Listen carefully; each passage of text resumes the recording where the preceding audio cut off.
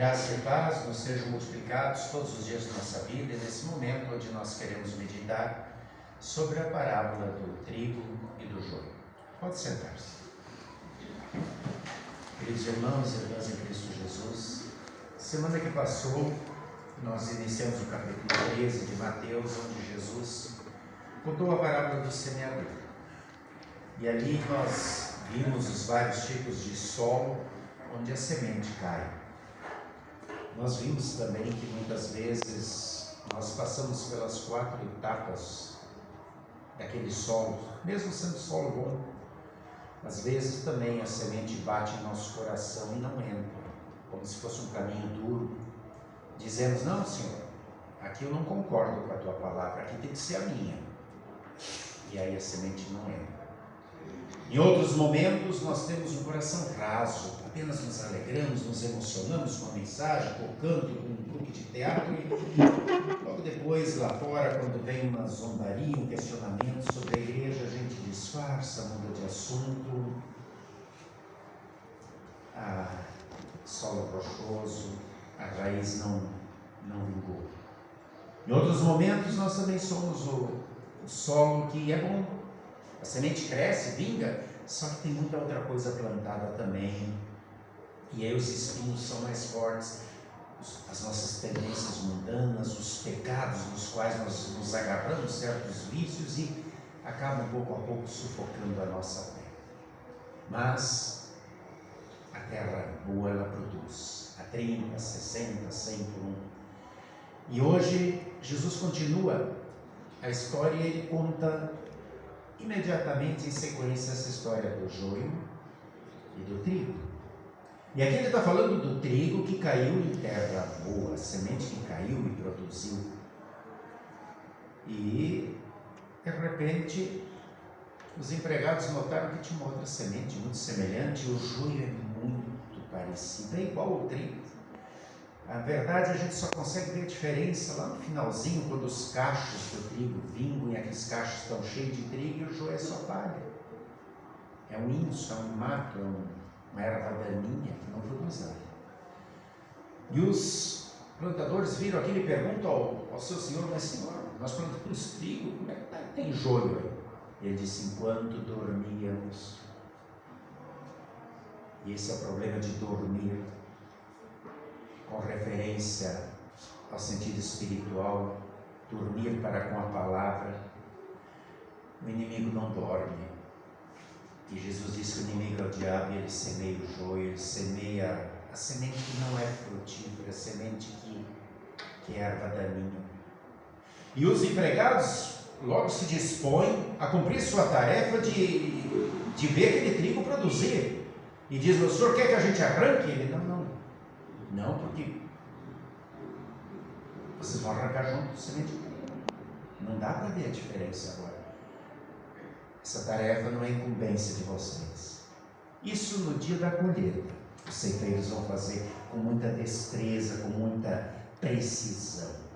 E Jesus explica a parábola e diz: o diabo faz sempre de novo essa plantação de joio, ele quer acabar com a colheita, ele quer acabar com o trigo, mas no dia da colheita os anjos farão a separação, e aquilo que é joio, aquilo que não produziu fruto, vai ser lançado no fogo do inferno. O trigo estará no céu. E aí a primeira pergunta que a gente tem que se fazer é: eu sou joio ou sou trigo? Não os outros, eu. Nós sabemos que até o dia da consumação dos séculos haverá joio e haverá trigo, tanto no mundo, mas principalmente na igreja. E a gente, quando confessa a fé cristã, a gente confessa dizendo: eu creio na Santa Igreja Cristã, comunhão dos santos. A igreja cristã é formada pelos santos, aqueles que foram perdoados, limpos pelo sangue de Jesus. Mas quem são eles? Eu não sei, você não sabe, porque quem vê o coração, quem vê a mente do ser humano, é só Deus. É só Ele que sabe quem realmente é trigo, quem realmente pertence à santa e pura igreja cristã. E nós, às vezes, por causa daquele pecado que a gente tem no coração, do orgulho, da soberba, da arrogância, às vezes a gente acha que pode dizer, não, esse é trigo, esse é joio. E a gente às vezes acha que tem uma espiritualidade um pouco maior, mais aguçada, e quer condenar o joio, quer arrancar o joio, e acha que é função nossa. E no texto de hoje, Jesus deixa bem claro que isso não é função minha, nem de ninguém de nós. É de Deus. E sempre haverá joio no meio do trigo, na igreja de Deus, na lavoura de Deus, na plantação de Deus. E sempre foi assim. Tanto que, em momento nenhum, Jesus arrancou Judas daquele grupo. Até o último momento, ele ainda o chama de amigo. E é interessante que no texto de Mateus 26, naquela quinta-feira à noite, quando eles estão jantando a última ceia, Jesus diz: um de vocês vai me trair. E aí no versículo 22 diz que todos os discípulos, um por um, começou a perguntar: acaso sou eu? Olha o conflito, será que eu sou trigo ou sou joio? Por isso que eu falei antes, cada um de nós deve se fazer essa pergunta sempre: acaso sou eu? E lá no versículo 25, Judas pergunta: acaso sou eu? E Jesus diz: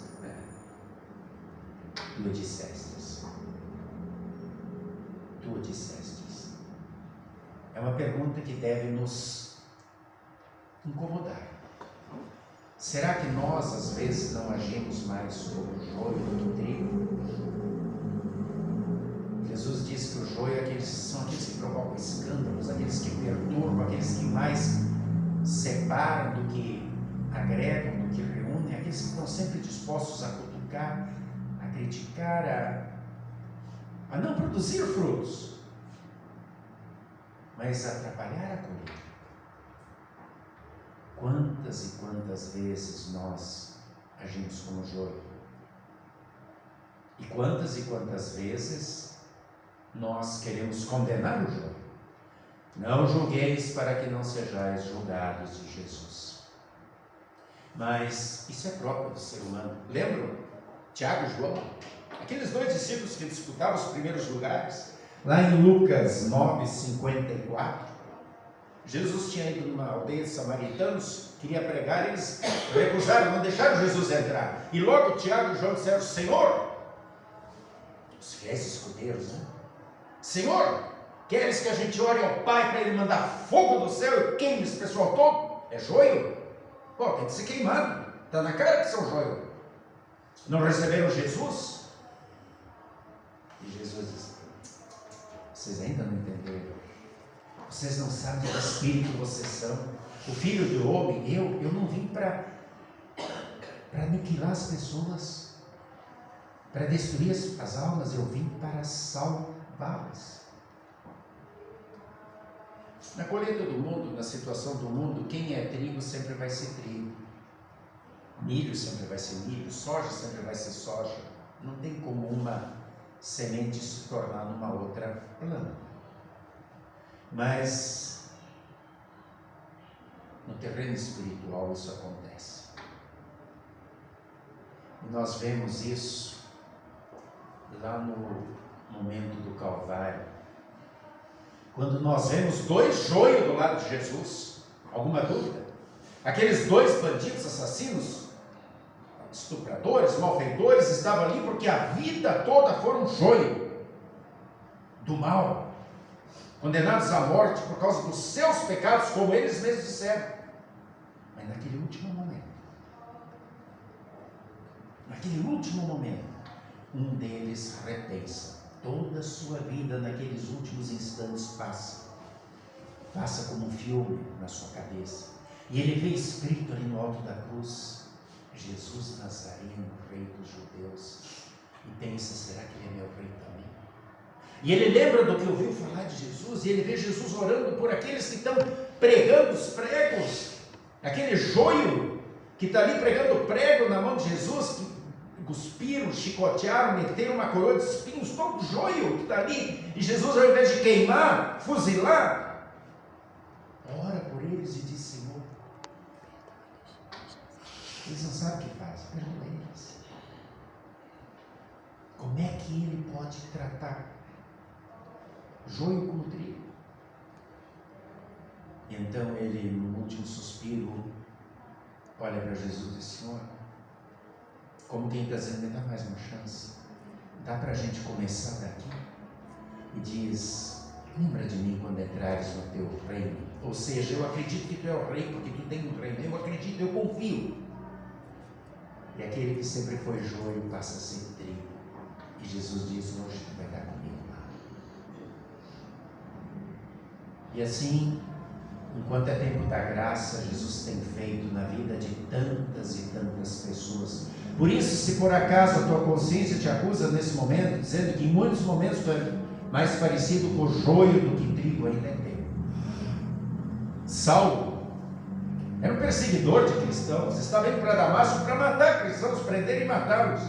E Jesus o derruba do cavalo, o deixa cegos durante 3 dias para ele repensar a sua vida, e ele se torna o mais puro trigo, o maior missionário, o maior criador de igrejas do Novo Testamento. Jesus mesmo diz: ele não sabe o quanto ele vai sofrer por causa do meu nome. Trigo peneirado, moído, que dá a melhor de todas as farinhas para produzir o melhor de todos os pães. Agostinho, que é conhecido na teologia como Santo Agostinho, era um zombador, era um festeiro, um arruaceiro, mulherengo, zombava da mãe dele quando a mãe dele ia na igreja. Joio, precisava ser queimado, joio. Alguma dúvida?